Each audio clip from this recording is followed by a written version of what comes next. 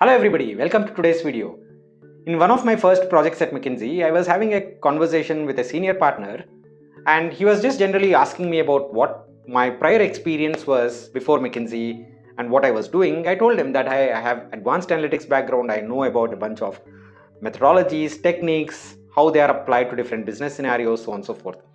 And then he told me, why don't you then make a short presentation and share it with the entire team so that they understand the relevance of analytics to this particular project. By the way, I was the only analytics guy in the team, and that's the reason why the request was coming. So I thought my first presentation at McKinsey, good chance to impress my manager. So I took 2 days, prepared the presentation in a very good way. I went into a team room, pulled everybody and started sharing the presentation. In less than 5 minutes, I lost everybody, literally everybody. And after the discussion, I went to my manager asking him, I was a little nervous as well. I was asking him, hey, what went wrong? He said the preparation was good, the presentation, the slides, everything was good, but I did not understand the audience well. None of my teammates, as I already mentioned, had any kind of technical knowledge before. So I started off with, hey, y1 equal to m1 x1 plus m2 x2 plus c. When I started using this language, I lost them immediately. He said instead, what these guys literally wanted was to understand the impact of regression on a business. For example, how can we understand why laptop sales are increasing versus decreasing? That's it. That's what they wanted. But I was focusing on what I knew rather than what the audience wanted.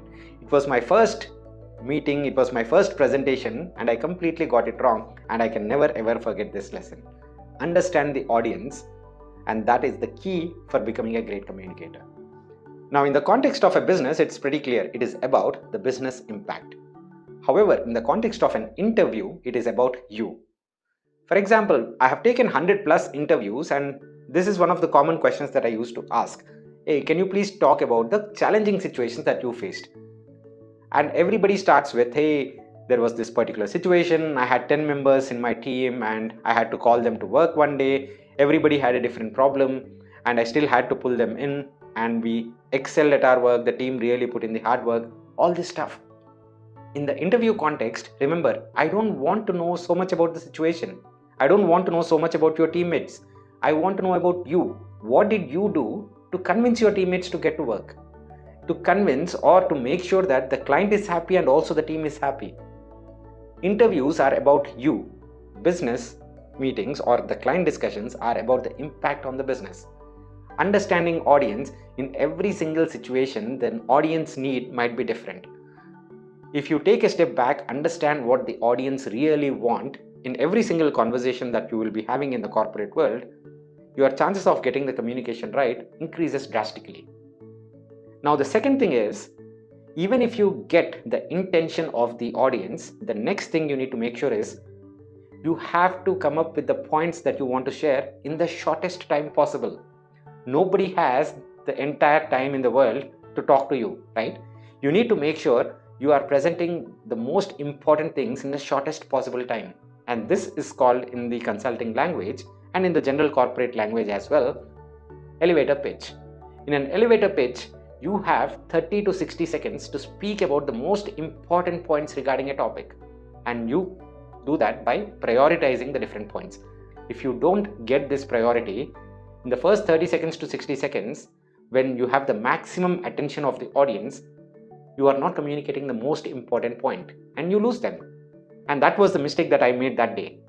Instead, if I would have started with the business impact and then talked about the technicalities, probably I would have held a little bit more attention from everybody. Unfortunately, in our entire childhood, 9th class, 10th, 11th, 12th, the more we write, the more marks we get, right? In the corporate world though, it's the opposite. The lesser we speak, the better it is. The shorter, the crisper our conversation becomes, it's easier for the other person to understand. So this switch from, hey, the more the better, to shorter is the sweeter one, this switch cannot happen overnight. You need to understand that. You need to say that, hey, right now, to basically convince my manager, I'm taking 2 minutes, 3 minutes. Let me try to do it probably with little less time, right? Instead of 120 seconds, let me do it through 100 seconds. Then 80, then 60. You can't come directly from 120 to 60. This is not a jump that you can make directly at once. But if you need to have an answer, make sure that answer is less than 60 seconds in an ideal case scenario. And that is elevator pitch.